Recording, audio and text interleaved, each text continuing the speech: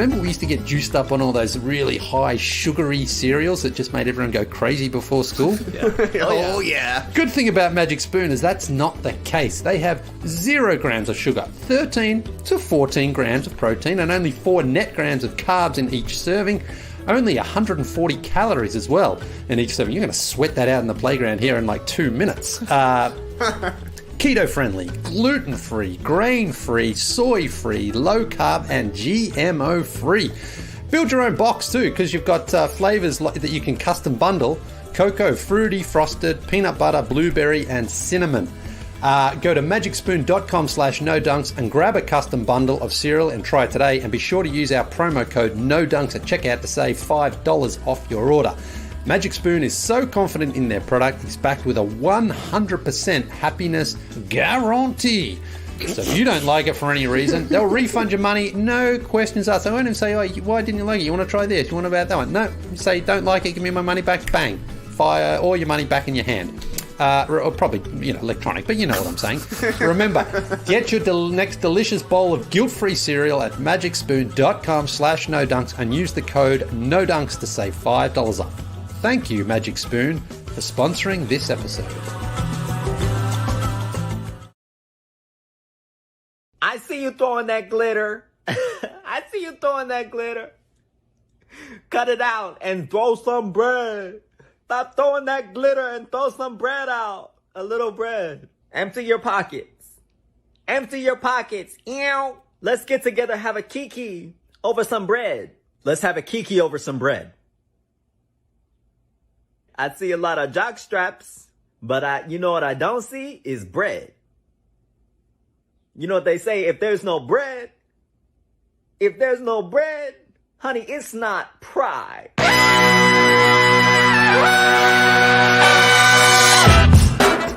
Good morning, sweet world, and welcome to the No Dunks podcast on the Athletic Network. It's Friday, June 25th, and this is The Drop. I'm J.E. Skeets, rolling with the homie Tass Mellis. What's up, everybody? What's up, Tass? Got my Top Shot hot boy. He's got his F1 cap on for the big race this weekend. Trey Kirby. Hey-o! Hey, the international man of mystery. Taking it to the max. Lee Ellis. Friends. Finally, the man making the magic happen. It's JD. Hello. There he is. And here we are. Shout out to the stream team joining us live on a Friday. Smash that like button. Drop your comments below this video to help us defeat the algorithm. And make sure you subscribe to No Dunks on YouTube. Keep sending in your questions and comments for the next Beach Steppin' podcast. Email them in nodunks@theathletic.com. And finally, go grab your No Dunks merch over at nodunks.com. Immaculate items, always available. Okay, fun drop. We're going to take a spin on the old coaching carousel. Got a lot of new hires. Some still open. What's the most attractive job position there? We'll get into that a little bit later. We got rapid fire fun and tweet of the night, but we start this Friday with a little playoff P, blowing kisses to the crowd.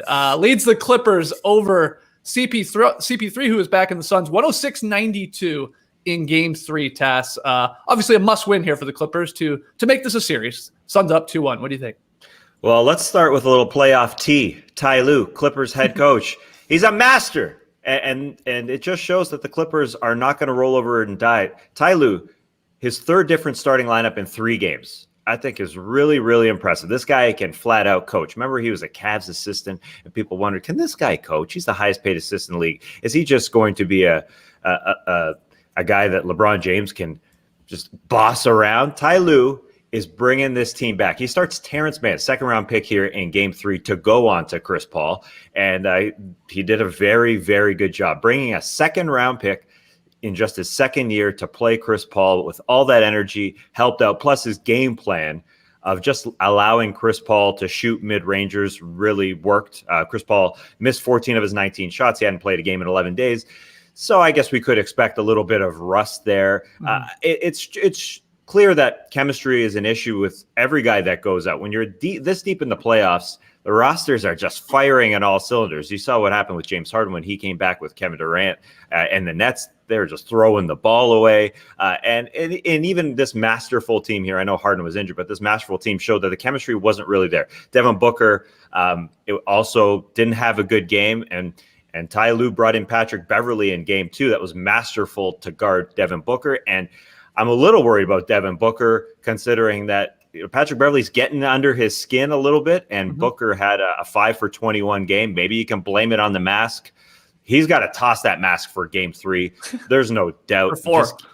Game 4, excuse me. Yeah, just get rid of that thing. He was 5 of 21. So considering Chris Paul, 5 of 19, Booker 5 of 21 after those Ty Lue moves, considering that they're still in the game, into the third quarter, plus Campaign only played 4 minutes, their third guard. That's still a good sign for the Suns that they were in this thing. But Ty Lue, I think, is masterful, man. I think he should be considered a good coach, not just because the X's and O's, but apparently when they got back to LA after game 2, when they lost, he called every guy and said, this is what we're going to do, blah, blah, blah. But he is starting 3 second-round picks in Terance Mann, Ivica Zubac, and Patrick Beverley. He's also starting Reggie Jackson, a guy who was released by his last team. He had 23 points in this one, and he's starting Paul George as well. I mean, I think Ty Lue is doing great, and maybe he's so masterful with this chemistry. Maybe he told Kawhi Leonard to go sit up in the suites and not come and sit on the bench with his teammates, because he knows that chemistry is an issue. Kawhi Leonard at home game, sitting up in the suite, not on the bench. Maybe he knows when you come back, then you can come back and sit on the team. I don't know. Ty Lue just knows what the heck he's doing. And Kawhi Leonard, maybe he didn't want to be injured by DeMarcus Cousins jumping on him or something when he's sitting on the bench. But, man, great performance from the Clip to hold off. Yeah, what looked like a bit of a rusty CP and Devin Booker being thrown off by Patrick Beverley. But the right buttons have been pushed. We've got a freaking series here. And I know we always want to dismiss one team after a couple of games, but the Clips aren't going anywhere, obviously. And they easily could have won game 2. They easily could have won game 1. And this is obviously going to be fun, but it's up to the Suns to bounce back now, because the Clips won this thing. The Clips, again, I love Ty Lue making changes because he knows his team can play better, and he got his team to play great. The only thing I want to push back on that is, like, what is he doing with Terance Mann? Because it's pretty obvious when Terance Mann plays, good things happen for them. And he was critical in that Game 7 win against the Mavericks. And then he was nowhere to be found for a couple games for the Jazz. But then he gets unleashed, and he's incredible. He's like a plus 51 over like 3 games. Then he has the Game 6 that basically saves the series for them, popping off for 39. But then he's sort of out of the lineup again by Game 2 versus Phoenix. And now, of course, he's back, and he's unbelievable in Game 3. It's just like like, you're right. Hell of a move putting him in there. And maybe it was only he was in there because of the injury to Morris. I don't know, but Mann has to play. This is what we're learning here. Every time he does, the Clippers just have more energy because he's youthful. He gets at it defensively, like you said, Tass. So that's the only thing I'd push back on. Like, what's he doing? What's Lue doing with Mann? But you would hope he'd be sort of getting significant minutes here for the rest of this series, regardless whether or not he's starting or coming off the bench. If he goes back to Morris, because he does keep switching it up. That's the only thing I'm like, what? Just play him. He's good, but awesome game defensively from him and Beverley. TK, what were your big takeaways from this one? Oh, the big man, he barely got any shine from Taz Mellis there, but I thought Zubac moving into the starting lineup was huge as well. Zubac, just to me, didn't let Ayton get loose quite as much as he had in games 1 and 2. Still had a huge first quarter. I think Ayton scored 10 in the first quarter, but from there on out, I think only 7 points for DeAndre Ayton, and his shots were just not coming as easily. The Clippers had a presence in the middle, and I thought Zubac was big, taking away the mid-range jumpers from Chris Paul, from Devin Booker, and I thought he did a good job controlling the glass. He had 15 rebounds, as did Paul George. You love to see that kind of chip in there from a superstar hitting the glass. And I also thought another big adjustment was Devin Booker looking completely bothered with Patrick Beverley all up in his grill, which understandable. Chris Paul's coming back. He's a little bit rusty, so he looked a little bit rusty. Devin Booker having to deal with a face injury, looking like Silence of the Lambs out there. Did not look cool in the mask. Kobe Bryant looked very cool in the mask. Kyrie, very cool in the mask. Devin Booker, I wonder if it's throwing him off. The guy's middle name is Armani. He's used to looking cool. But this guy's going out there looking like ham slapped all over his face. No, thank you. And the Clippers were all up in Booker and Chris Paul's shirts. They went 10 of 40 on the game. The Suns aren't going to win if their best 2 players shoot 10 for 40. Furthermore, their other CP went out in this game, campaign, and he had been great in games 1 and 2. I thought the Suns were really missing the change of pace he brings, the speed that he plays with, and, it just took away some easy points for the Suns in this one. So to me, the big adjustment for the Clippers was playing a few more defensive guys and telling them to get all up in the shirts of the Phoenix Suns guards, because coming in, you had to know that you could maybe throw them off their game with Booker adjusting to this facial injury, Chris Paul coming back from being off for 11 days. If you're able to take the fight to the Suns, which the Clippers did, it was a huge advantage for LA. Clippers took control of this one, Lee, in that third quarter. I think it was like a 21-3 run that had him up big. And then, of course, Paul George banks home the three-pointer just inside midcourt at the end of the quarter and puts them up 11 heading in the fourth, and he is blowing the kisses.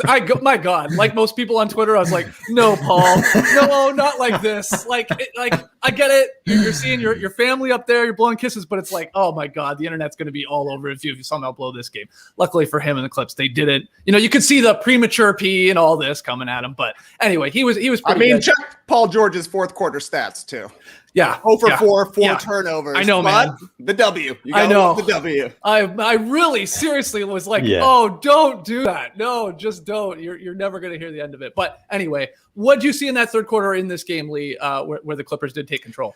The Suns were due for a stinker at some point. They had won 9 in a row, and I think last night that basically was kind of what happened. Their offense, which had been flowing pretty well, guys like Chris Paul got to his spots and just a couple of those rimmed out. He hit a 3 there. But then Jay Crowder, who started off the game on fire, he kind of went cold as well. So they just kind of hit a bit of their first real bump in the road along the way here, where their offense just stalled. And the Clippers did take advantage. Not take advantage as fully as they could have. It was Lou Kennard, the guy who's got 2 Ks, but you only ever say one of them. You either call him Luke Kennard or Lou Kennard. That's what people say. So, but I call him Nerd Dog, but but he was good. He had another couple of threes, and he sort of knows is like they need my offense out here, because if he gets in the corner, he's open, he can shoot, and they do need that extra help, because I think Paul George, as great as he has been carrying this team, especially since Kawhi Leonard went down, he's starting to show signs, and I think perhaps you saw that in maybe those missed free throws of just those legs getting a little bit heavy in that second half, because he's got to do so much for them. He's oftentimes their point guard, and he's going into the paint. He's doing all the offensive, carrying the offense as much as he can, and then on the defensive end, he has to work a lot too. So, that combined with Terance Mann's energy and Zubac, as Trey said there, I thought he was just fantastic at both ends. Mm-hmm. The Clippers just kind of got an advantage last night and held on to it. The Suns went on a big run late as well, about a 10-0 run, or might have been 12, in fact. And you thought, man, if the Clippers blow this one, there's no chance they get back in the series. But here we are, down 2-1. And there's an argument there that the Clippers could be up 2-1, if they do make a couple of free throws or don't have that crazy sort of alley-oop finish there to DeAndre Ayton. So I think the Clippers are in a decent spot right now. But will they see another 10 for 40 performance from the Suns backcourt? I don't think so. I think that was just one of those ones where Devin Booker, he was fiddling with that mask. He didn't make any excuses, full credit to him. But to have to put on something on your face like that. And he said, I think his nose was broken in 3 places. And they had to break it again to fix it, which is always a weird sort of thing to hear. It's like, it's broken, we're going to re-break it so we can fix it. But, whether or not he wears that in game 4 is going to be huge, because I think he needs it for the protection. But I think it also did affect his game. So it's one of those things where, like, he can't afford to have another, deal with another blow across the nose, because it could maybe knock him out for a game or 2 here. So a bit of a tough situation for him. But overall, this wasn't a great game. This isn't one you're going to sort of talk about forever. But the Clippers got the job done, and they had to hold firm, because, as you guys mentioned, that Paul George himself wasn't great in that fourth quarter, but he just got enough support from a few of those other guys for the Clippers to get the win and keep themselves alive, because down 3-0, there's no chance. Where they are right now, there's still a chance. Obviously, game 4 is huge. Yeah, we got to talk about Reggie Jackson here, too. This guy, I don't know if you want to go so far to call him Mr. June, but he is on a tear. He once again hit, like, big shots, like those stop the bleeding type of shots there. Like you said, Lee, where the Suns were making their run in the fourth, and he always sort of had an answer. He scored 10 of his 23 in the last period. And since Kawhi got injured there in game 4 of the West Semis versus Utah, Reggie has averaged, since then, 23 points per game, shooting 54 from the floor, 38 from deep, and he's been their second best player, easily, since Kawhi Leonard went down. This is a guy that makes like what $2 million a year, Tass, and we have made fun of Reggie Jackson in years prior, and like, what are you doing? You're not a star, man. But he's shut up a lot of the doubters and the haters, and has been instrumental in the Clippers' run here, not only beating the Jazz, but then being in this series now, because I thought he was awesome again. Let's take this Reggie Jackson love to a whole crazy other level here. Okay. Reggie Jackson is averaging 18 points per game in the playoffs, 51 from the floor, 42 from three, and 88% from the floor. There are only 2 players in NBA history to average 3+ 3-pointers on 65% true shooting. So if you want to get into whatever, in a single playoff run, it's Steph and him. He's just firing away, and it's going down. Is this the Ty Lue confidence push? I think there's something going on there where Reggie Jackson is of the freest mind. Like, look what he shoots. When he shoots, he's just he doesn't need like ball movement. He doesn't really need anything. He's just firing it up. He just feels so good. He's a big guard. He can get a shot off, in most situations, and it's swishing. It's not like it's rattling in. This is definitely the best stretch of his career. Yeah, he's playing for a contract here because he was released by the Pistons and then picked up by the Clippers last year. Somehow, I mean, I think it's got to be something to do with Ty Lue, something to do with this team that they throw him in the starting role. It's not just when Kawhi has gone down. I mean, he's been so good throughout this postseason. I don't know what's going on here. They've tapped into something perfect. What kind of contract does Reggie Jackson get? I know. You have to start thinking about, what is he, 31? I mean, he's not young, but he's like, he's not over the hill. He's just sort of maybe his best years ahead of him. But what type of deal is Reggie Jackson looking at? And who's giving it to him? And are you convinced he's like this? Like, is he a starting caliber point guard? Trey? I mean, I don't know.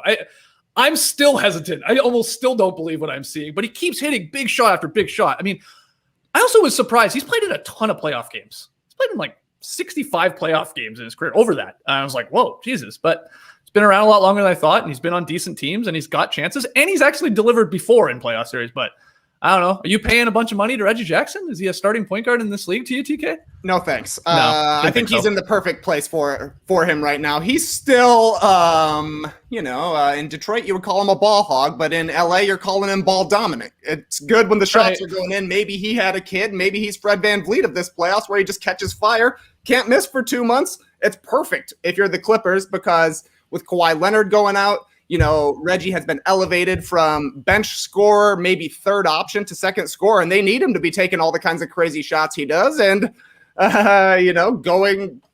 trying to score from the outside. If the shots are going to drop, keep shooting them until they finally start missing, and maybe by the time they start missing, Kawhi Leonard is back. Right. But there are so many good guards in this league. It feels like every guard in the league could average 20 a game if they get to shoot as often as they want to, and I kind of think that's what's happening with Reggie Jackson.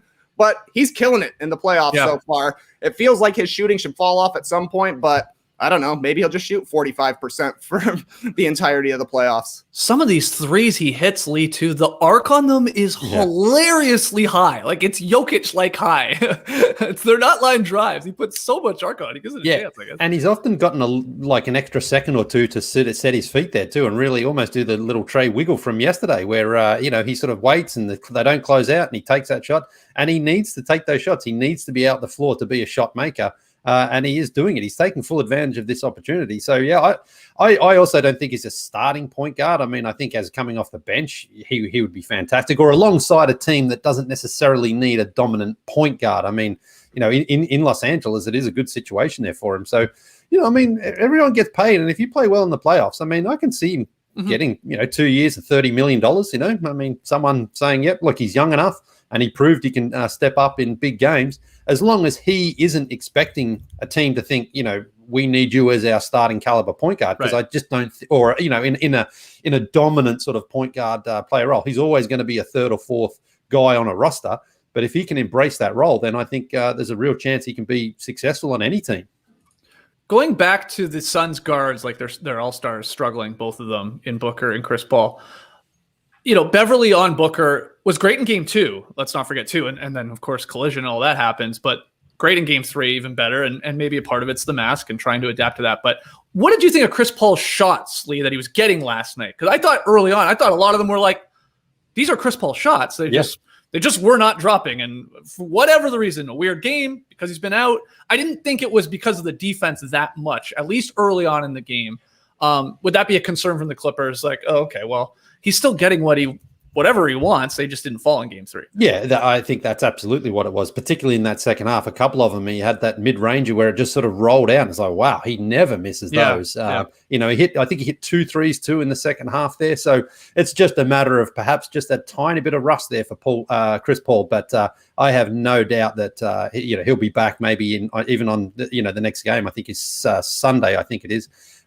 Where you're not going to all of a sudden start living with Chris Paul mid-ranges. It's like you got lucky in game 3, probably won't happen again for these playoffs if he's back healthy again. But yeah, I think Patrick Beverley actually did. I mean, Patrick Beverley's he's such a tough guy to cheer for because he brings a lot to the table, but he also just makes so many dumb things, and he sort of gives back a lot of what he does in the positive side, like he got that tech foul last night again, which like Devin Booker, how he gets a tech foul out of that is just ridiculous to me. It was all Patrick Beverley, but he had that swipe down where he got clean, like dislodging of the ball there. And he was just in he was in Booker's face a lot of the time, and it just made his life difficult for him. And he hit a couple of shots for the team. So when Patrick Beverley's playing like that, you can understand why Ty Lue's like, we've got to have you on the court because he's contributing at both ends, but just get rid of that dumb stuff that he did in game 2 as well. Like I think it was on campaign. He just was running down. He just clattered into him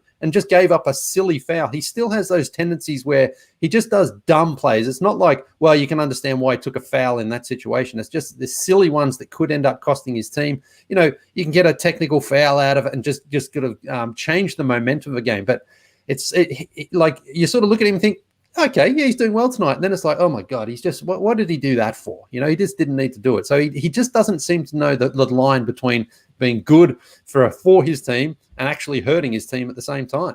Yeah, but you're going to live with that shit if he can keep the star player to 25% shooting because he's all over him. And he was limiting touches to Booker. I mean, he played his ass off defensively. But can you rely on him to do that again in the series? Yeah. I mean, I also trust Booker is a good enough offense player that he figures some things out where some angles might be and stuff like that. But Ty Lue has to go with him, right? Tass, essentially just energy alone, him and Mann and Zubac, they are bringing that fire that, Paul Pierce. Now you got me saying different names, Lee. This is all your fault. I was going to say Paul Pierce.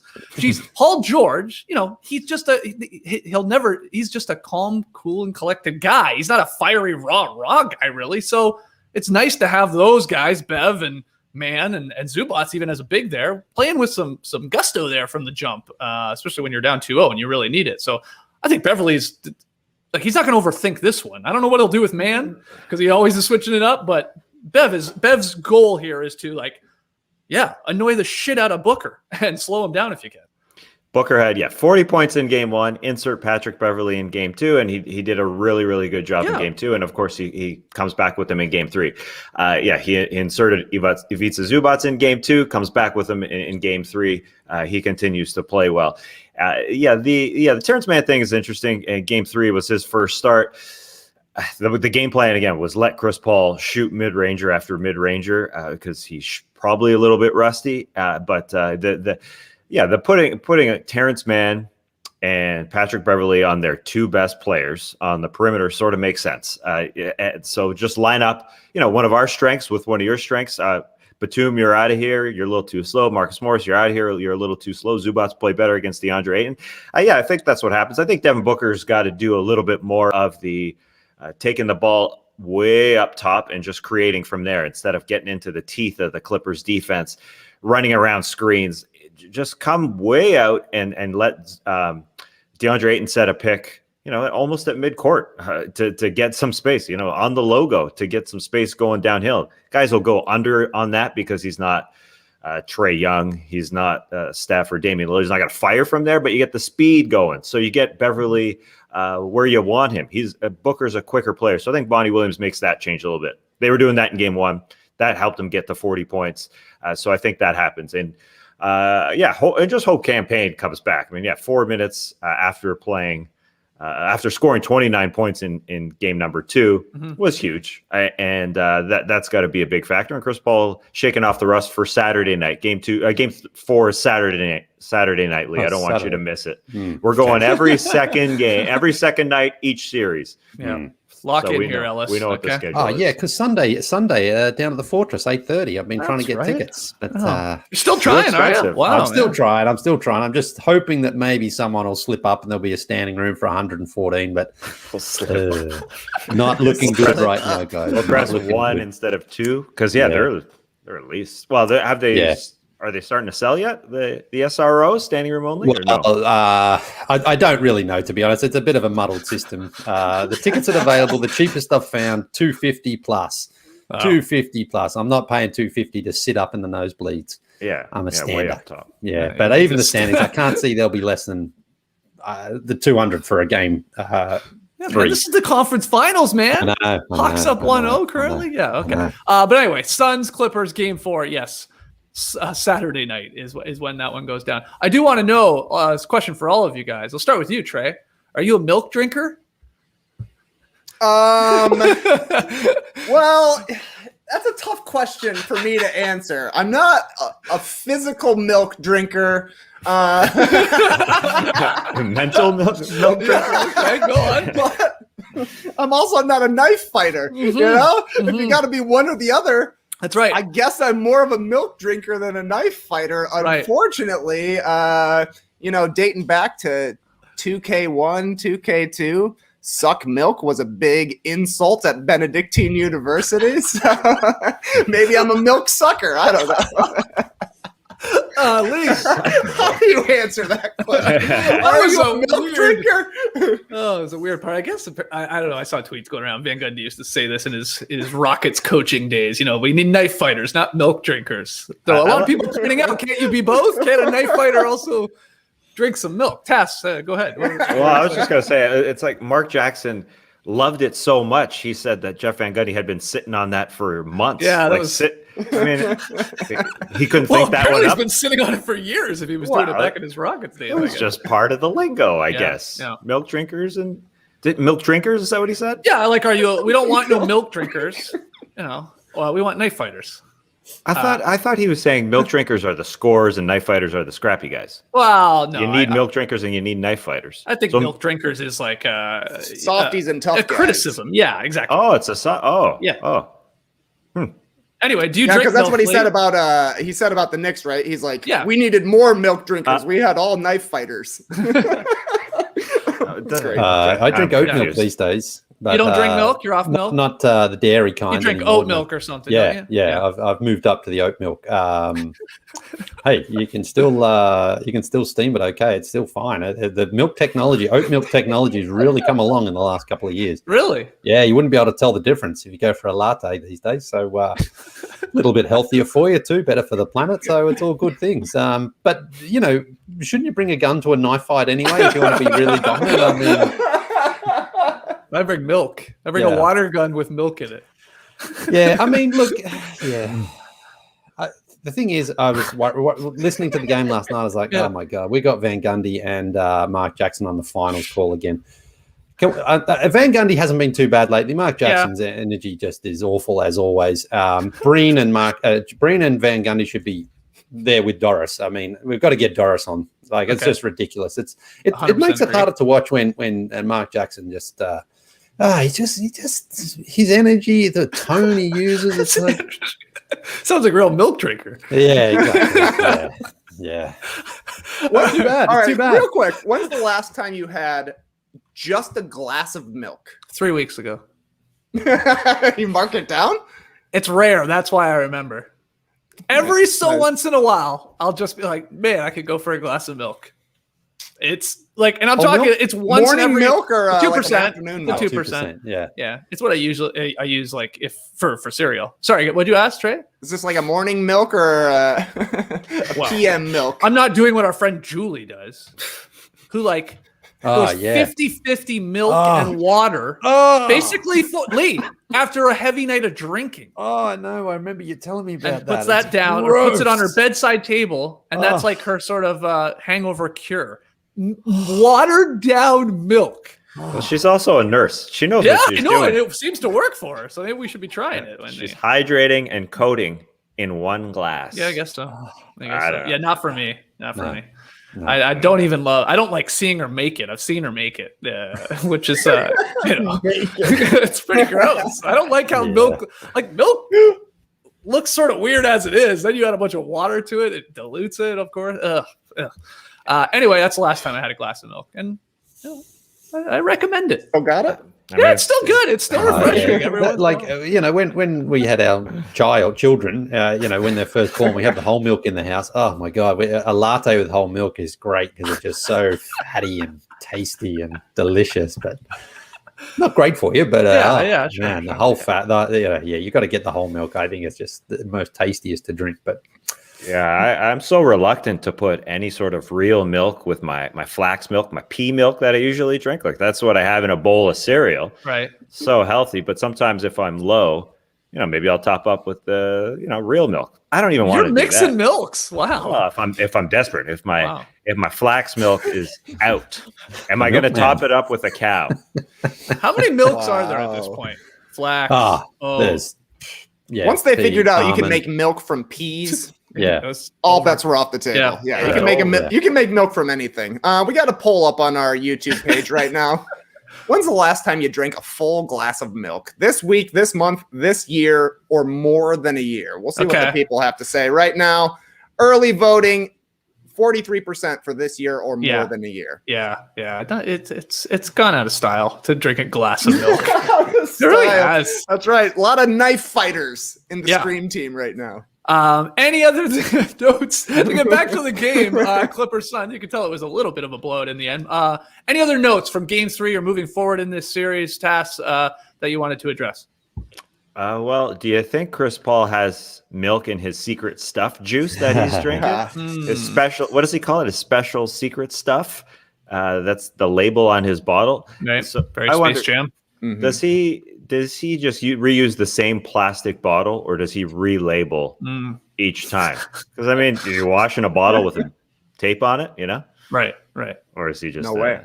No, it's coming off. He's nasty like the rest of us. No, he just leaves it on and just keeps pouring it in there. No, probably. Any other notes from this game, TK? Nah. We talked about the milk. I am happy for the Clippers fans, though. All three of them: Paul Scheer, Billy Crystal, and Clipper Darrell. Paul Scheer was at the game last night. He's got a funny video up on his Twitter account saying he doesn't want to hear Suns in 4 anymore, Lee, because it's not happening in this one. So go check that out. Yeah. But hey, I said it was that yesterday's show where I peeled back the curtain at the end. We want long series here. That's what we want. We want both series to be at least the same.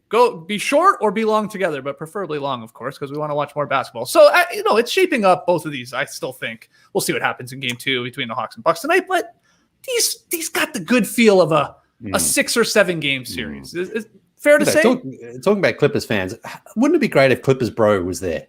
Wouldn't it be great? It'd be amazing with a handle, vodka, absolutely. Yeah, drink a poop off, man. Yeah, there's some knowledge on him.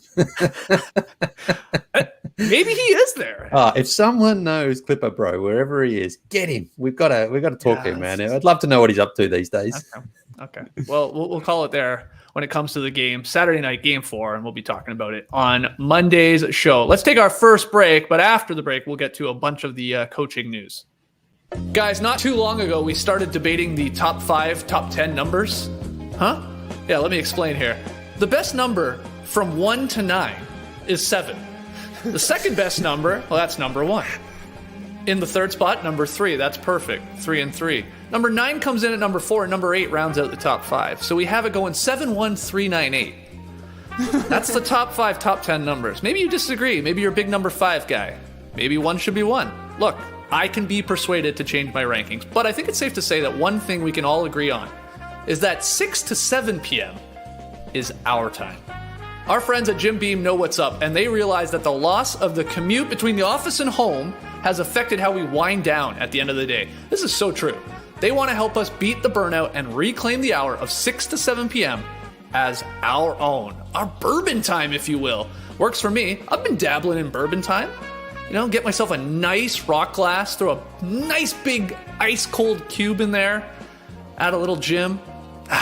Remember, everyone needs some time for themselves, so join us in reclaiming 6 to 7 p.m. as the happiest hour, so you can do whatever it is that makes you happy. Maybe it is just sitting on the front porch, having a gym. And if that involves that glass of bourbon, remember to drink Jim Beam responsibly. Jim Beam Kentucky Straight Bourbon Whiskey, 40% alcohol by volume. Copyright 2021, James B. Beam Distilling Company, Claremont, Kentucky. Guys, think about all the quarantine purchases you made. Me? I bought track pants and a house. And buying insurance for your home or car can be a confusing ordeal, and it's very easy to overspend. In fact, Americans overspend on car and home insurance by billions every year. That's where the Zebra can help you. The Zebra is the nation's leading insurance comparison site for car and home insurance.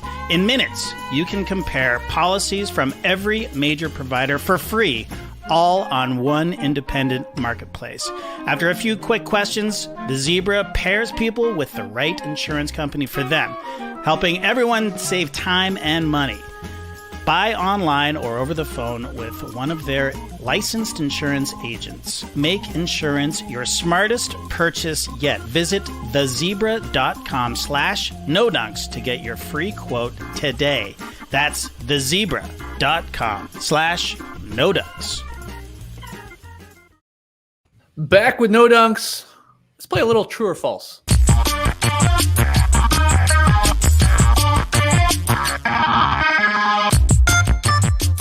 Yeah, a little true or false. Is that the same music they use in that show, like where they show you how to make things? You know what I'm talking about? How's that? What's that show called? How'd This Get Made? Maybe is what it's called. Wait, that's Paul Scheer's show, isn't it? No, yeah, no, you're right. Yeah, that's the podcast about movies. But there is a show on television where they literally show you like how to make crayons, like how to make like the weirdest things that you never think about. And I think that's the music they use, JD. I actually don't know. I mean, that's our original true or false music that we used back in the starters days. But how it's made, the people are saying in the stream. Yeah, how it's made. Yeah. Well, I'm going to go look for that. I think it's very similar. Very similar music. Anyway, we're into true or false. JD putting that together. Thank you so much. I got a bunch of true or false questions based off of all this coaching news and reports and stuff like that.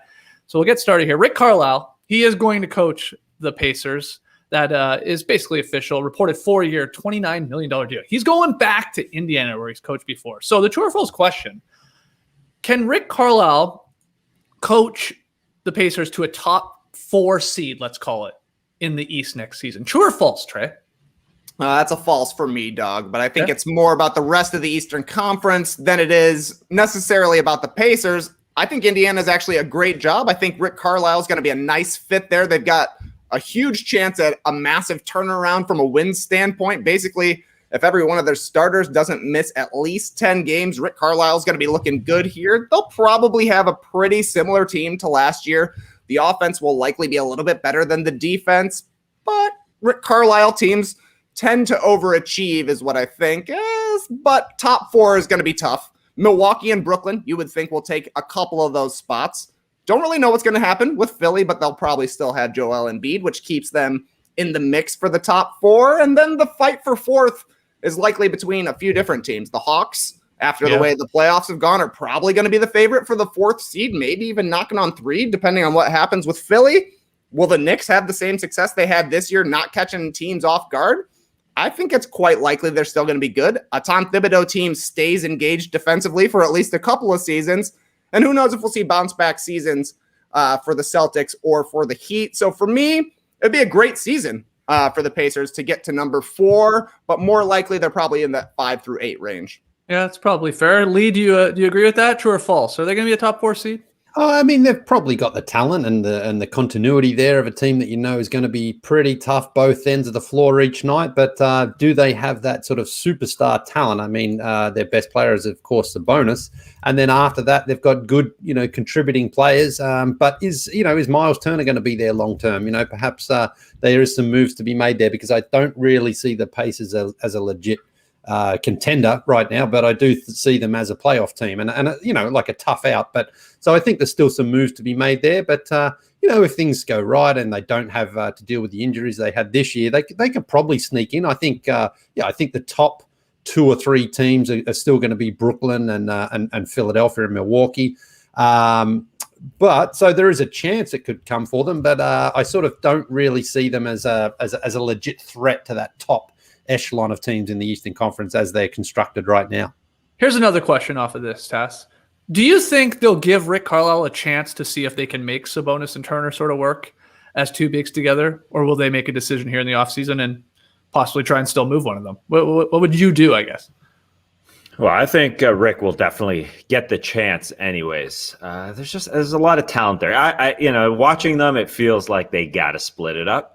But Rick probably knows what he's already going to do. He's already dictating things. He's dictating who should take over for him in Dallas. I think he knows what roster he's going into next year with. I think he's probably already had the discussions with, we'll try and make this work. Or on the other side, split him up. But he's already made his decision, I think. I think he's that calculated. He knows what's going on. Again, he was there in Indiana for those that are maybe a little younger from 03 to 07, and he made the postseasons a ton of times. And they made it to the Eastern Conference Finals in 04 under Rick Carlisle. And yeah, this is a good squad. Even if they're all there still, if you don't break up Turner and Sabonis, they're there. Malcolm Brogdon, of course, is great. TJ Warren was amazing in the bubble and then got injured. Karis LeVert is a good player. I would actually really love to see him, with a full training camp with the squad and healthy. It's a good team, but I hear you, Trey, when you go through them. You could throw the Raptors back in Toronto. I guess who knows with them. How good are they going to be if they're back in their own barn and what they do? So there's a lot of competition in the East. Top 4 maybe a little tough, but they'll be very upset if they're not a playoff team, if everybody's healthy and he's the head coach, who appears to be an upgrade over Nate Bjorkgren, who rubbed people a long way. Let's get to a report here for our next one. Tim McMahon and Woj. Jason Kidd, strong frontrunner to be hired as the Mavericks head coach. True or false, task, Kidd would be a bad coaching hire here in Dallas. What do you think?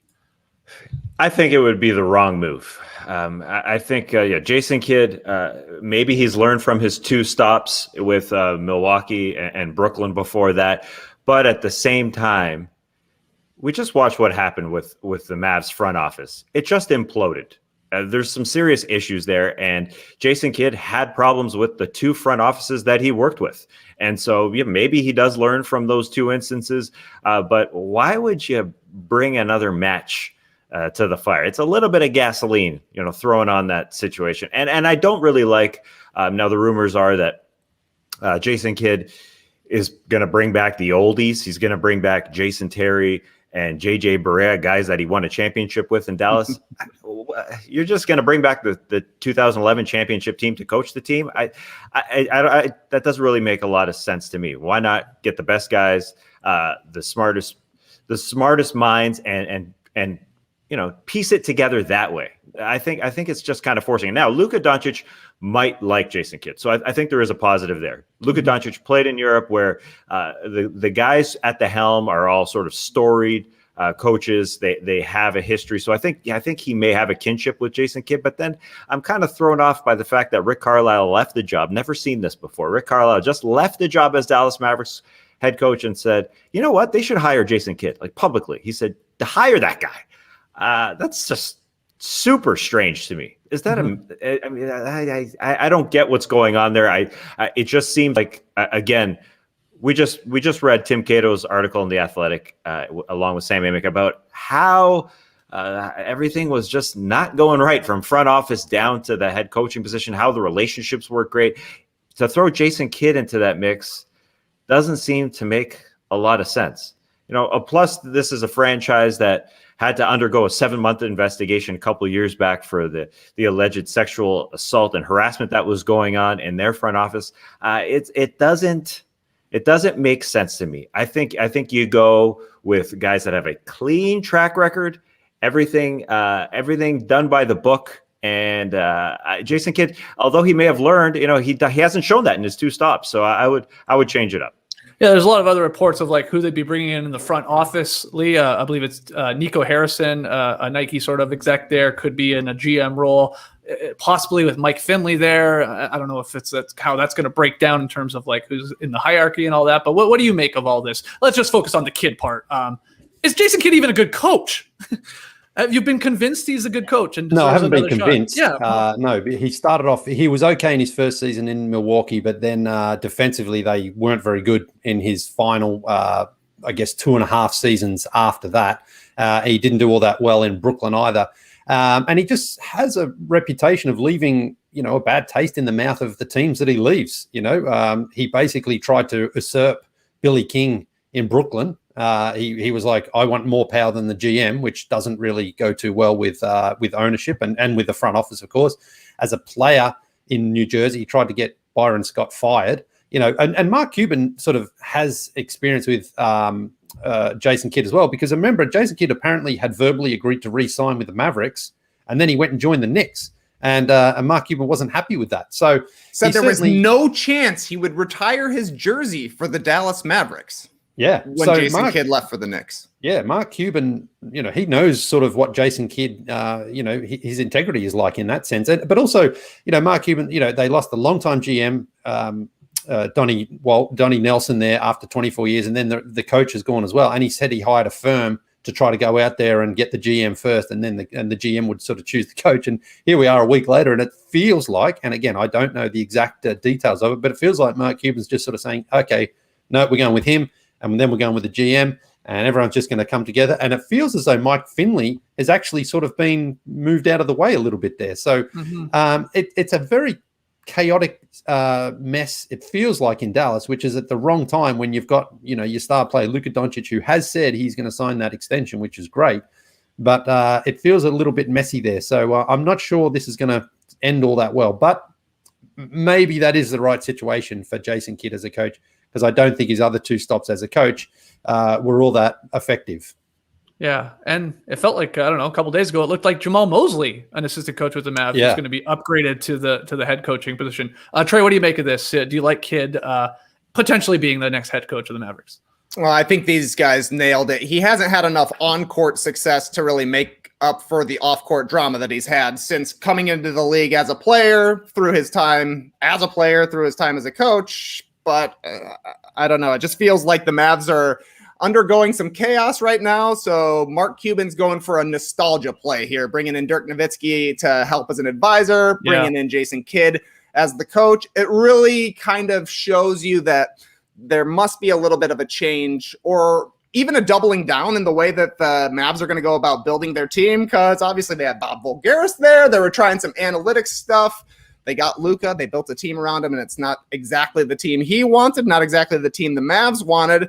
But now they're bringing in an ex-player in Jason Kidd, who obviously has relationships with still some stars around the league. Jason Kidd hung around the Olympic team for a long, long time, so he knows a lot of great players. They're also bringing in Luka Doncic's ex-Nike exec, another guy, Nico Harrison, who has several connections all around the league. So to me, it just looks like the Mavericks are doing everything they possibly can to try and lure free agents to Dallas, which has kind of been the plan for the Mavericks for 15 years.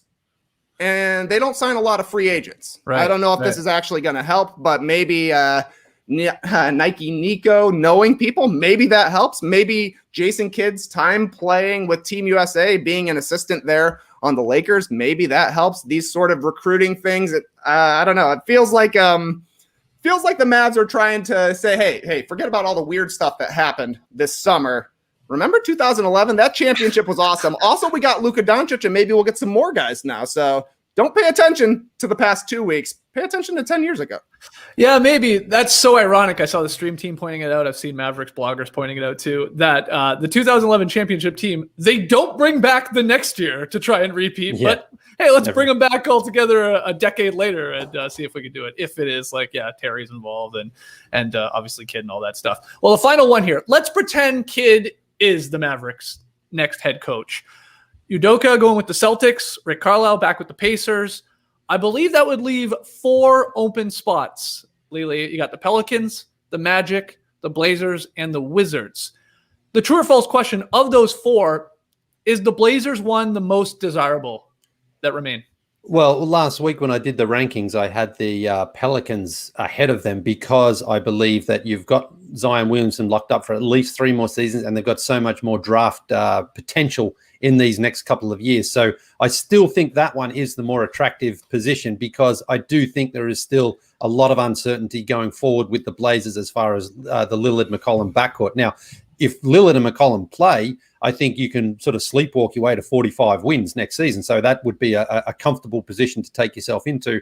But I just think from, I'm speculating that that won't be the case when you go to Portland. So you may be facing, if you have a team with Damian Lillard on it still, then that's great. But if he's not there, and look, he probably will be there, but I don't think McCollum will be there. And if that's the case, then it's a nice position to go to. But you also kind of know the ceiling with that team. Right now, the intrigue of that Pelicans team and their potential ceiling appeals a little bit more to me, again, because you've got your franchise star guaranteed to be there for at least 3 seasons. And if David Griffin can land some, a big name in the draft or through free agency, then I think that one's still a little bit more appealing right now. But look, a Damian Lillard on your team, you're going to take that in a heartbeat. It's just I'm not sure he's going to be there or the Blazers are going to look like they do right now. True or false, Trey? What do you think? Blazers is the most desirable of these 4? I think the Blazers is who I would want to coach next season because Damian Lillard will probably be the best player on any of these 4 teams next season. But for the future, I'm with Lee. Zion would be the single player I would want to coach out of any of these teams, and he's going to be there in New Orleans for at least another 5 seasons of his early prime, at least. And who knows how well the Pelicans play during those 5 seasons. If he wants to stick around there, we shall see. But yeah, I think New Orleans, just because you know that Zion's going to be there. I mean, they have a lot of questions as well, right? Like, is Brandon Ingram going to be a part of that team? Who knows? What are they going to do with Steven Adams? Who knows? What's up with Eric Bledsoe? Who knows? Just as many questions for New Orleans as Portland. But they're also earlier on the team building process where the pressure to succeed isn't quite as high, though, as we just saw with Luka and Rick there in Dallas. When you've got a superstar, things move a lot more quickly. Yeah. The expectations are sky high. Tass, what do you think? Yeah, these guys banged it home. Where do I want to live, Portland or New Orleans? They both have their pros and cons. A lot of pros, a lot of cons. Great debate. I'm going down the bayou, I think. Okay. I get to be with Zion. I get to get super fat with the great restaurants that they have going on down there. Give me some of those donuts from Cafe Du Monde. Yeah, give me Nolans. Okay, yeah.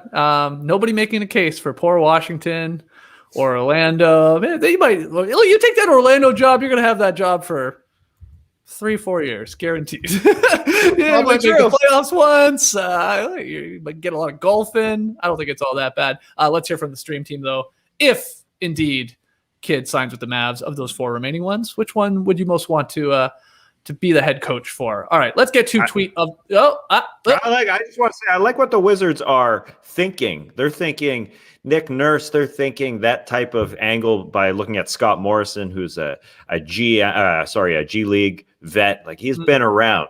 I think that's what the Mavs should do. But maybe Luka doesn't want that. Maybe Luka absolutely wants a guy who's won and done it before. So I think these teams are going in the right direction. I wonder if Zion Williamson is going to have a hand in who coaches him, because he's seemingly had a hand with Stan Van being a fall guy. I wonder what he wants. What does Zion want? We'll see. Let's get to tweet of the night. Tweet of the night. Wow. Twitter. Tweet of the night is a snippet from a big GQ feature piece on Scottie Pippen by Tyler Tynes. All right. Scottie. He talks about his new bourbon that he's come out with. Great photo of him staring into the glass, staring into the liquid. I envy people who can tell something by looking into a liquid of any sort of alcohol. If you can, that's amazing. His new book coming out next year, which, excuse me, a lot of Bulls talk, obviously, a lot about his history growing up in poverty and all that. And he had some comments on today's basketball players. Here are his comments about Ben Simmons, thanks to Brian Toporek for tweeting it. I watched a lot of guys that Doc Rivers shouldn't have had, I watched a lot of games that Doc shouldn't have had him in the fourth quarter. If I give you a deck of cards and I give you a deuce of hearts and a deuce of diamonds and we play in spades, why you keep grabbing those cards when you know you're going to lose in that category? This kid has been this way the whole time, and Doc brought him in and set him up for failure. He been like this, and you guys know he been like this. And Doc kept putting him in the game. He kept letting that team do fouls on him. Take him out the game. The Lakers did it with Shaq, and he's bigger and more dominant and probably more fearless than Ben Simmons. Doc made him be a failure. He's still a good basketball player. That's his weakness, shooting the ball. If you take that away from Ben Simmons, he got no weakness. That's Giannis's weakness too. But Giannis, he don't mind being humiliated. That's the difference between him and Ben Simmons. Giannis will go to the free throw line and shoot 2 fucking air balls and come right down the court the next time and try and dunk on you. If Ben Simmons misses a free throw, he's going to start passing it before he gets to the free throw line on the other end. He didn't even want to cross half court with the basketball because he was so afraid of being humiliated going to the foul line. That's why he didn't try to make that dunk at the end of the game. He's been doing that all year, bro. Wow. Quote from Scottie. It's a good GQ piece. He's got a lot of things to say, man. Yeah. He looks cool too. I saw somebody say, "Why did Scottie Pippen and Tim Duncan wait until after their careers to have the most badass hair in the game?" Man, it would have helped their cred. I think they would have more popularity if they were in the league with that look. But yeah, what did you read the piece, TK? Your Of course, your former I Bulls did. legend. Yeah, what did you think? Scottie Pippen talks. I love Scottie Pippen talks, this episode of it, because Scottie Pippen will say one thing and then say the exact opposite thing the next time he's asked. And this one was extra spicy. I love him giving Giannis credit for shooting air balls because he doesn't mind shooting air balls. And I kind of think it's right. Like Giannis will 100% airball 58 free throws in a row, but he will still try and at least get a shot up and try and dunk the ball. I mean, at some points with Giannis, it's like, hey, man, maybe you should be embarrassed with these 3-pointers and just go try and dunk it again. But he was right about that, though I don't necessarily agree with his thoughts on Kevin Durant, especially. Yeah, the Kevin Durant part of it was Kevin Durant needs to get his teammates involved, basically. He needs to pass to people instead of just shooting every time. You see, LeBron would never do that. He's really just getting everybody involved here. Yeah, just dropping a lot of names. That gets a lot of attention, doesn't it, Lee? Gets the headlines. I thought the tweet was going to be the Kevin Durant retort saying, didn't the great Scottie Pippen refuse to come into a game once because the coach was all in his feelings because he wouldn't let him take the last shot? That was a fantastic retort there from Kevin Durant. So, Scottie, he sort of, his early career, you can sort of see a similar Ben Simmons type of game. He wasn't a great shooter of the ball, but he was a great defender, and he sort of had that. He was a unique sort of position that he played there. So maybe he's seeing some of himself a little bit there in Ben Simmons. But of course, Scottie certainly improved, worked hard, and became a reliable shooter and scorer, and from the free throw line there. So, the difference maybe on the court, early in his career, but like mentality-wise, Scottie Pippen's basically saying, "I'm the exact opposite of you. I came from nothing. Yeah. I worked my ass off. You were a number 1 pick. You're entitled. You don't work on your game." This is what I'm thinking here. But I hear you. He's right defensively, they're both incredible players. Yeah. And I think he's right in that point that Ben Simmons, the evidence we have suggests he doesn't work hard on his game. He doesn't work hard on shooting the ball. And Scottie, he had to, because I think Michael Jordan was like, you need to be better at this. And he certainly became much better at it. So, the KD stuff was interesting because I wonder if Scottie, I think on his own Twitter profile used to have, some say the greatest small forward to ever play the game. Does he feel? Is that what it actually said? Some say. It used to. I haven't checked. I haven't checked, or his Instagram, one of those. But was that for a while? That's amazing. Because Kevin Durant, obviously a much more gifted scorer and shooter of the ball than Scottie was. But Scottie defensively, that would be actually a really good matchup to see Scottie prime defense on awesome on Kevin Durant. That would be a fantastic battle there. So, but Kevin Durant is going to end higher on a majority of people's list than Scottie Pippen. Oh, I don't think if not already, anyone would already, have yes. Scottie overall as a better player than Yeah. Kevin Durant with what we've already seen from Kevin. So, defensively, you think Scottie's better, but no question, offensively, Kevin's much better. I think the other thing Scottie is trying to teach Ben Simmons that would help him out is just play spades, man. Maybe you'll figure it out. Right. Maybe you'll figure it out. You use the cards you got, and you can't win if you don't have a jumper. Oh, I'm playing spades. Oh, all right. I'll learn how to shoot. Boom. Go check out that GQ article there. First, just for the photos, because there's some incredible photos of Scottie Pippen, like Tass said, looking at his bourbon, and then the article itself is great. If you enjoy this edition of Crazy Things Scottie Pippen says. I can't wait for his book now. I'll tell Yeah. you what, if some bourbon SpawnCon is this spicy, imagine what 300 pages of Scottie Pippen saying he was the real leader of the 1990 Chicago Bulls is going to be like. Can't wait. Yep, that's coming for sure. All right, let's take one more break, but then we'll wrap up this Drop podcast with a little rapid fire fun. We're all trying to get in shape and eat right. As y'all know, I'm trying to get Paul Walker ripped by September 22nd and have gained a whopping 1.4 pounds of pure muscle in the past 4 weeks by doing strenuous body weight exercises. But you can't out-train your diet. And that's where Freshly comes in. Their meals are designed by nutritionists and cooked by chefs, making it easier to eat better. Freshly offers chef-made, nutrient-packed, delicious meals delivered fresh to your door. No cooking required. Ordering is easy. Visit Freshly.com and choose from over 30 meals like sausage baked penne, their chicken pesto bowl, or our old friend, steak pepper corn. Love the steak peppercorn. Love to say it even more. Right now, our listeners can try Freshly for just $6.16 per meal. Freshly meals are always delivered fresh, never frozen, and are ready to heat and enjoy in just 3 minutes. Right now, our listeners can head to freshly.com/nodunks for $40 off your first 2 orders. Stop stressing about dinner. Go to freshly.com/nodunks for $40 off your first 2 orders. That's freshly.com/nodunks for 40 fin dogs off your first 2 orders. I took French for a couple of years, and all I can remember is le fromage dans le frigo, which I'm not even sure I'm actually saying correctly. But now, thanks to Babbel, the #1 selling language learning app, there's an addictively fun and easy way to learn a new language.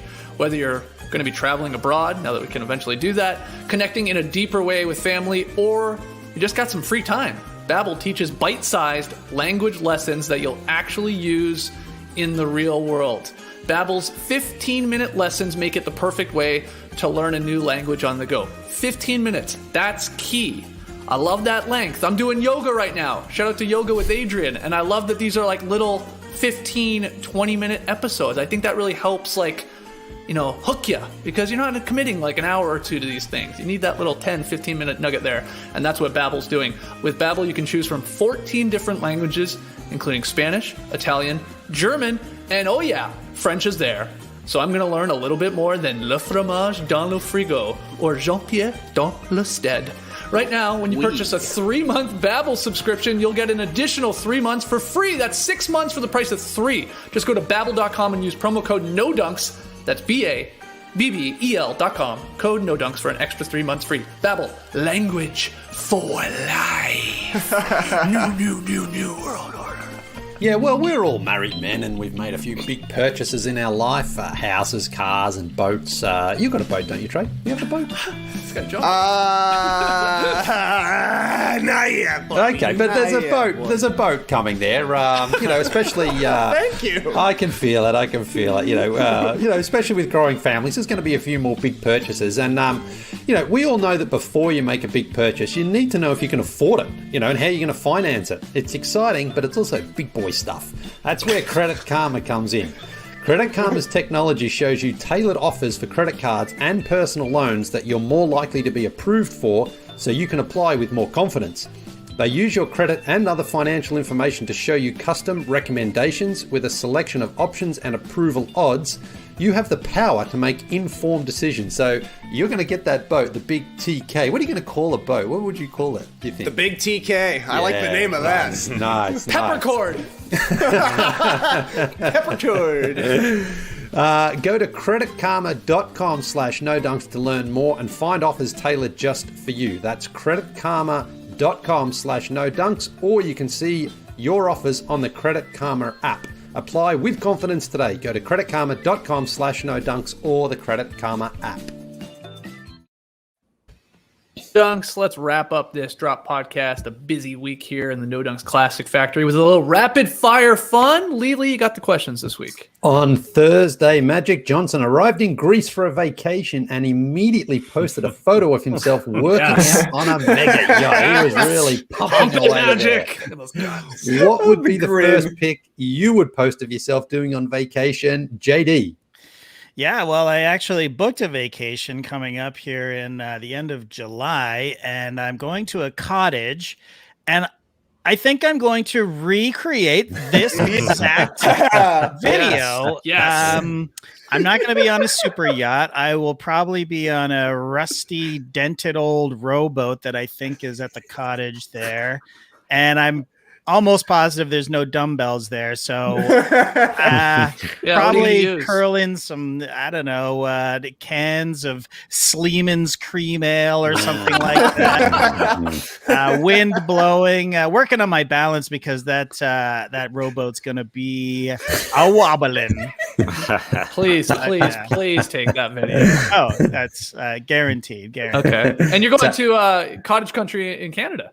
Well, that's the plan. That's the plan. Okay. It's looking pretty good. The border not open yet, but vaccinated Canadians apparently can jump through a few fiery hoops and get through there. So that's the plan. Nice. Tass. Well, like JD, I too am going on vacation in late July.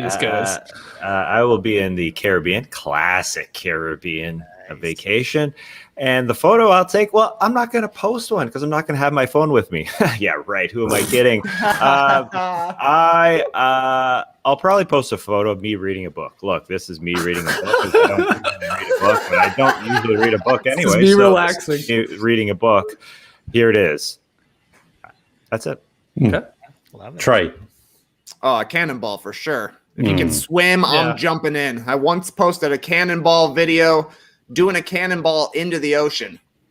Not recommended. Still pretty shallow there at the zero entry at the beach, but it's worth it for the IG Instagram engagement. True. Okay. During the draft lottery this week, the Oklahoma City Thunder, who had been tanking all season, had a chance to land 2 top 5 picks in this year's draft, but missed out on both. And the earliest they will pick is number 6. When is the time you tried to stack the deck in your favor only for it to backfire, JD? Yeah, so I've mentioned on the show before that I worked at a discotheque in Greece back in the early 90s, and we worked 7 days a week, and we would work all night in the club, and then we'd have to go back in the morning to clean it up. And it was 7 days a week we did this for like 6 months. It was pretty intense. So a lot of horsing around would happen.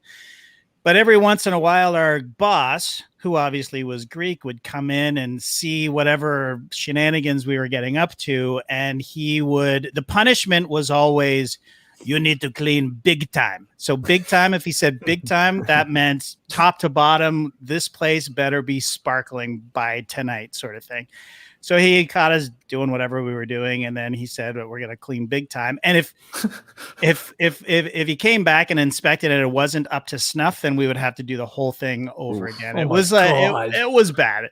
So in order for us to pass inspection, what dumb 20-year-old me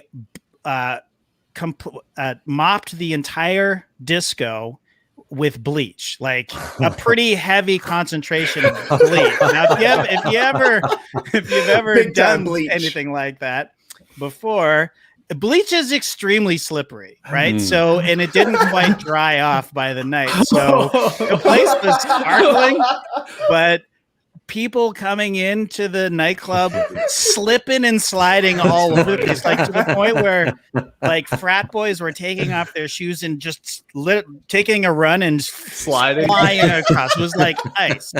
And, you know, under normal circumstances, it should have been closed down. Like, the place should have been closed down, but they kept it open for the whole night. It was a slip, sliding, wild fun. And the next day, I was cleaning that disco big time. Yep. Hey man, you cleaned it though. You cleaned it blitz time. Tas. Well, this morning I stacked my cereal bowl in my favor. It was a beautiful stack. Multiple cereals, base, a nice Kashi Go, heavy on the protein, ready to go for my workout. Then a thin layer of Honey Nut Cheerios, then just topped with a few flakes of some cinnamon squares. Mom's best cereal, wherever the heck It's dropping cinnamon squares like the sulfate on it. Wow. So I stacked it perfectly, but then my kids got their fingers into it. They just need to eat whatever I'm eating. So it was just a terrible experience. My 1-year-old was digging her fingers in there, and I was trying to hide it from her after she got her fingers in there, but then she just ruined it. I mean, I don't want fingers in my cereal. It's like, just toss this bowl of cereal away. It's like hiding it literally after a couple dips in there with her dirty, grummy fingers. And then she just, I hit it, and she's like, no, Mo, give me some Mo, give me that Mo. So that's it. Wasted a nice bowl of cereal. All that Kids, work. man, kids. Who would have them? Trey. Oh, every time I go fishing, I try and stack the deck by bringing so many lures. Last night I spent $100 on lures. Got a cycle bait, a rattle bot, couple exo swims, couple crankbaits, couple chatter baits, Ned rig supplies, Yodo worm, and you guessed it, a poppin' frog. Oh, yeah. Guaranteed to lose them all. Last time I went fishing, I had a brand new lure, tied it on. I thought, that knot does not look good enough. Whatever. I'm sure it'll be fine. First chuck. God. See you, buddy. Did you buy the one that I wanted you to buy? You came to me and said, which of these colors should I go with? Did you go with the neon one? Got 2 of them. Oh, I'm yeah. guaranteed to lose one because I lost one the first time I had it. So I had to replace that one. But then I saw that beautiful chartreuse and silver one skeets, and I could not pass it up. It's amazing. The Tokyo Olympics, the 2020 Tokyo Olympics will start 4 weeks from today. 12 months late, but they're 4 weeks away from starting. It's always great, though. We all love the Olympics. So what weird Olympic sport is your favorite, and what we'll be tuning in for, JD? Yeah, I like a lot of the events, actually. My favorite thing to watch, which is weird, is the triathlon. Because it's, 3 events in one, and it's long, and I guess it's kind of boring to watch. Like, just people swimming in the ocean or in a lake for a long distance it is kind of boring, and it's very hard to shoot. But what I love about the triathlon is the transitions, right? So I love seeing those athletes come out of the water and then, struggle and put on their shoes and then get on the bike and go, right? And then I'll have a nap, and then I'll wait for, the bike portion to end. And then they get off the bike and trash the bike, and then they just start running. I don't know what it is about it, but I just love it. It's like super, super awkward, and it seems like you could get injured very, very easily, and people around them could get injured very easily. But I just love watching. I know it transfixes me or something. I don't know. It's like Except the pit when you're stop napping. for humans. Yeah, absolutely. That's a great way to put it. That's a great way to put Especially it. when they come out of the water to get on the bike. That is the number one where things can go terribly wrong too. Yeah, it's a good one. And they're literally putting on shoes, biking shoes, and they're sort of running in them towards their bikes. It's crazy. Yeah. For me, I too love all the Olympics. Actually, I hope this doesn't coincide with my vacation, because I'm going to be spending all my time indoors watching the Olympics. That's going to be my photo. Here I am on vacation, watching the triathlon. I watch it all, but I kind of like those sports like diving or weightlifting that they don't show live, and then they just cut them all together. Right. So it's just like weightlifting. It's just men or women seeing if they can clean and jerk 500 pounds. Next person.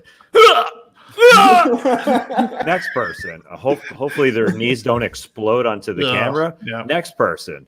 Yeah, I love those ones where they're not good enough to show live because nobody wants to wait and see this woman just chalk up her hands again. That's exciting. But when you get them flying, sure. I'm waiting. It's kind of like car racing. You're kind of waiting for it to drop. Kind of waiting for a disaster in a way. But you're hoping. You're hoping that clean and jerk goes well. Great. A lot of great weird events. I love the trampoline personally. I don't know. It's just like meditative to me because it takes a while for them to go from leap, doing all their moves, and then finally the fall. It's a little bit like, this doesn't make a lot of sense, but it's sort of like curling to me, and that you have the first motion of it, the push off or the jump. And then it takes a while for the actual turn to finally happen and see exactly how they land it. Did some research this morning. I see that Hancharu from Belarus, he shocked the trampoline world by beating out the two Chinese trampolinists in 2016. Hancharu currently ranked number 1 again. So I'm thinking he's the favorite. The USA's best chance, though, is Jeffrey Gluckstein. Ranked number 30. Jeff Gluckstein. Yeah, the U.S. isn't a trampolining powerhouse, I suppose. No. But there's been some great answers here in the stream team for great different events that you don't often see. Diggo mentions that skateboarding is going to be in the Olympics this year. Definitely going to be cool. And I love this answer from Ziggy because I wish I would have thought of it. The speed walking, fast walking competition is the funniest. Yeah. Like, how do you move your hips like that? Yeah. So wiggly back and forth. It wrecks their bodies too. Yeah. That's the crazy part. I mean, it does look silly and no one really cares, but they because they do crazy long distances too at pretty fast speeds, though you're walking. It's such a weird event too. Like you get penalized because you're like, oh, you were running. Yeah. It's like one foot has to be on the ground at all times. So weird. Is it still a thing though? I mean, I think it's still Really? Yeah. It's more popular than ever, I think. Really? It's a strange one. Race walking. Isn't 3-on-3 is Olympic sport for the first? I think so. Year, right? Yeah. Yep. Pretty That's sure. cool. That's cool. There's almost all of them. Like if it's on, like you said, Tass, and they edit it the right way, you're like, all right, I'll watch this. Yeah, totally. And you get I suddenly become the biggest volleyball fan anytime the Olympics comes around. I never watch it otherwise, but both indoor volleyball and beach volleyball, I love watching on TV. All the swim stuff, like you said, the diving. It's like I've never watched a single second of it during the 4 years in between, or 5 years at this point. But then I'm all in. So can I ask, how do you judge trampolining? Is it just the art form, or gymnastics, basically? Or diving as well. You've got to do certain amount of somersaults and twists and things like that. I saw that in Athens. I could not believe how high they bounce and fling themselves up. And it's like, how you're able to stay composed enough to then go into this and then come and land back down on the trampoline is scary as hell. Because you're like, you're like, how? Anyway, if you go and jump on a trampoline just with a kid, you're sort of like, whoa, like that. So you got one of these massive ones, and it's like, boing. Oh man. Well, Lee, have you ever done the old?